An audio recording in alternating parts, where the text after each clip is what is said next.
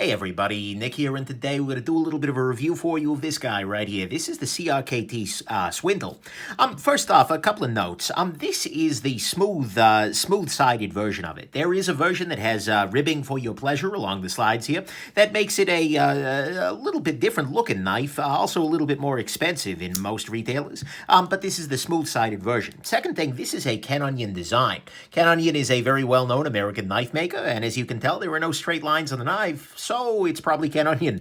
But nonetheless, that's kind of interest here. Let's do a size comparison. Right here against your Spyderco Delica, your Ontario Rat number 1. So you can see that this is actually packing a fair amount of blade here. Where is my ruler? And I will tell you more exactly how much of a fair amount of blade it's packing. Coming in at 3.25 inches here.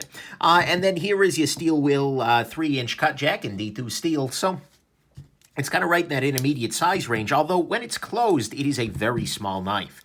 Here, we'll do a closed size comparison, and you can see that it fits almost entirely within the silhouette of the Delica, and thickness-wise, it's a little bit, I think it's right about the same thickness as the Delica, maybe slightly more at the thickest point, but not a meaningful difference there. So there's your size comparison. Then finally, there is not a disassembly of this little guy. The reason for that I'll talk about in the ugly section, but just keep that in mind. You're not crazy if you missed the disassembly. So there you go. Let's jump into the good, the great, the bad, and the ugly of your CRKT Swindle here. Okay, so on the good side, first off, honestly, I love the style of this knife.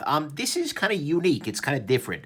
It's getting sort of a swaybacky influence, if that makes sense. It looks like a bit of a swayback folder, which is something I always appreciate. And actually, ergonomically speaking, does have some benefits. Swaybacks can be nice in the hand, certainly. And honestly, it just looks different. And especially the ribbed version, even more so. So I like the fact that this is kind of outside the norm. There are many knives that cross my table that are basically the same thing, but this one's a little different, so I do have to appreciate that. And it's actually got some nice details to it as well. For instance, you've got some very nice jimping on the top of the blade here. It's nicely cut. As weird as that sounds, it's definitely something I appreciate. You can see here that the lock bar on this guy, this is a frame lock knife, and so this little cut here, this lock bar relief is internal, which doesn't break up the smooth line on the outside here, which I appreciate. The clip on this little guy here, it's got these little areas back here, and you can see they put some very nice little knurling on there, which makes it very easy to grab this without any trouble with slipping off or anything like that, which is great. And then also, I gotta say, I love the fact that when closed, this part of the blade matches very nicely with the overall top here, and so it just gives it a very nice effect overall. And so those nice little details are making me think, oh yeah, Ken Onion must have done this. He does a good job with those kinds of things. So that's nice to see. Next thing, the blade on this guy works fine. It is a nice Warncliffy sort of shape. You get a little tiny bit of belly here, and it is slightly more usable for some kind of belly requiring tasks than something that is a straight Warncliffe, like this little guy, the Graham Razel here. But yeah, and then the steel on it is 8CR14 MOV, which is, by the way, very, very similar to 8CR13 MOV, just a little bit more CR in there. But nonetheless, it's not the greatest steel ever, but you know what? For a budget knife, it's okay. It takes a great edge, doesn't hold it that long, but it'll work. It's fine for everyday carry, I suppose. So the blade on this guy works fine, and the stock on it isn't all that thick. It's maybe a little thicker than I expected. You can see here it is thicker than the Delica on a much shorter grind here, but still, something to keep in mind. Then value-wise, this is actually quite good. You're looking at $40 here, and that's getting you a pretty solid unassisted flipper with, reasonable materials, decent frame lock action. I mean, it's really hard to get too bad out of shape at this knife for $40. I think that's a very solid price point, and I appreciate that they're doing something that's a little weird and different in $40 country. Then finally, on the good side, this guy is very, very thin and small in the pocket. I was showing you that size comparison against the Delica for carry, but holy crap, is this guy small. And especially given that because of this clip, we'll talk about the clip later, but the idea with this clip is that this kind of slips into the back quarter of your pocket here, and so the knife is just hanging out on that very back edge of your pocket, which means that you can move your hand kind of on top of it or beneath it here. The clip idea is pretty great, and so this just just carries very, very nicely as a result of that. And so that is absolutely good. It is great in the pocket, and to me, that is what is good here. The greatness in the pocket, the great value is right up there. The blade works well. It's got some very nice details, and the style is unique, and I do appreciate that. What's great about this knife 100% is the flipping action. This is an unassisted flipper. That's right, there is no spring assist at any point in this knife. It is entirely unassisted. Yet the action is quite good. It's running on IKBS, the Icoma-Korth bearing system, which uses a bunch of loose bearings and some grease in order to let the blade move, but it deploys reliably 100% of the time. It has a nice little detent on here. I mean, this is a great unassisted flipper. And in fact, for 40 bucks, there were other knives, for instance, the Steel Wheel Cut Jack is another good unassisted flipper for 40 bucks, but this is not ever going to be like a sort of fall shutty knife. This is on washers, and so you can do it, but this guy really feels like a slightly higher-end action, given that it's on the bearings and whatnot. So, you know, to me at least, that's what's great about this guy, is this has a remarkably good unassisted action. Let's talk about what's bad here. To me, okay, on the bad side, first off, like I said, for the price, it's not bad, but 8CR14 MOV is one of those steels that's just right on the edge there. For budget, okay, whatever, but don't buy this expecting a high performer in terms of long-term duration of your cutting edge. You'll need to resharpen this guy pretty often. Sharpens easily, but it is something to keep in mind. Next thing, you can see here that they did not quite get the sharpening choil out far enough. The plunge grind continues out, and so as a result, you get this little smile up at the edge of the blade here, and in fact, there's a little portion here which is not quite so well sharpened. It's sharp-ish, but this choil needed to come out a little bit further. We'll talk about other reasons why that's the case a little bit later on, but yeah, that's not super great. Next thing, this knife is a little bit slippery. It is just steel, and it is just smooth steel, and aside from things like, for instance, this clip knurling back here, this is pretty easy to have come slipping out of your hands, so this is not a very good Vaseline factory knife, particularly on the open. We'll talk about that a little bit later here, but it's just not, it's a little on the slippy side. Next thing, ergonomically speaking, this knife is not all that great, because it's got a lot of little hot spots. So for instance, right here on the lock bar, you can see that this metal comes to a very fine edge on both of these sides here, and that means that as you grip down on this hard, this metal is going to push right into your finger, and that's not going to be terribly interesting, I gotta be honest with you. And so ergonomically speaking, and then here, these little parts here are not great ergo-wise, and it doesn't really feel all that incredible in the hand.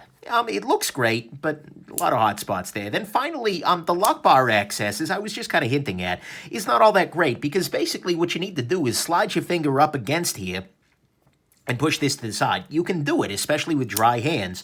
But the thing is, the opposite liner is actually slightly higher than the lock bar, and that's honestly not great, because it means you can't really use a horizontal motion. Instead, you need to kind of plunge to the side here and then jam your finger in there enough. And given that it's not super thick pieces of metal here, you can do it 100%, but it's just not comfortable. And it's not the easiest knife, and especially if you have a really hard deploy, for instance, it's easy to get a kind of sticky lock situation, and it's not great. And so to me, at least, that's what's bad about this guy, is that the access to the lock bar isn't all that great. The ergos aren't all that great. It's slippery. They didn't quite get the sharpening choil right here, and 8CR14 MOV is not going to be the best performing steel, although for the price, I can't get too bent out of shape. Let's talk about what's ugly here. So on the ugly side, unfortunately, this has got some substantial ugly to it. First off, this is a knife that can cut you when closed. If we take a look here, we can see that the edge of the blade is very, very close to the back of the scales here, which means that if you slide off this flipper tab and bring your finger down here, you run the risk of pulling your finger across the sharpened edge.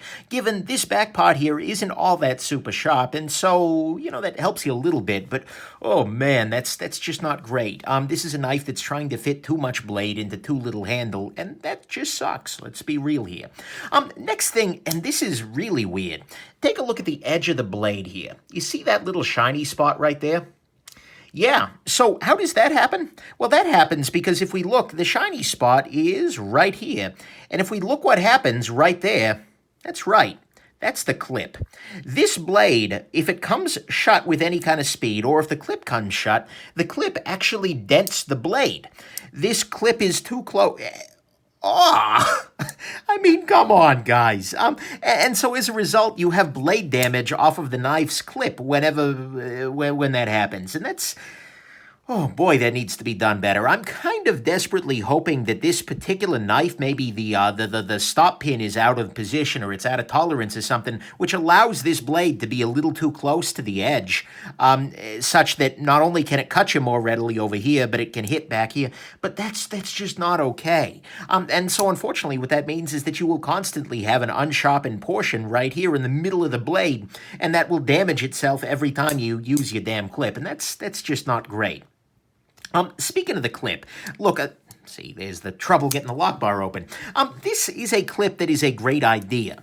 I love this idea of the clip that's mounted on the blade itself. On the Graham Razor, for instance, this is spectacular because, like I said, this hangs out in the back of your pocket, and unlike most knives that are clipped in to the front of your pocket, this guy is clipped in the corner, which means that if you need to reach past your knife, you can reach past it on the top, or you can reach past it on the bottom. The knife is just kind of pivoting off in the side here, and this is trying to do the same thing. And indeed, like I said, it's a very good idea. But unfortunately, it requires you, unlike this guy, which is still a spring clip, and so if you just snag the material of your pants, the pants will go up into this. This actually requires you to lift the clip up out of the blade, and it's on spring tension. There's a little spring underneath there. So you have to actively lift the clip in order to put this guy into your pocket. And unfortunately, because it's just relying on a little coil spring in there, the retention isn't all that great, I gotta say. This guy, although it has a tendency to fall into the pocket rather than out of the pocket, I'm not a big fan of this clip, unfortunately.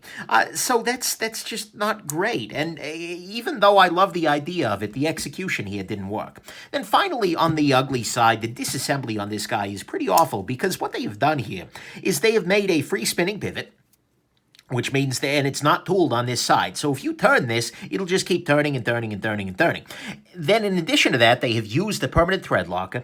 And then underneath that is IKBS, which they have the independent little bearings. So you can't turn it because it's free spinning with no tool on this side. It's Loctited even if you could, and if you get inside there somehow, it's IKBS. I mean, at that point, all that is missing is like fire ants and Ebola to make this the worst knife disassembly imaginable. But the thing is, it's ugly. I really dislike that, and especially with IKBS, which you are going to want to service sooner or later.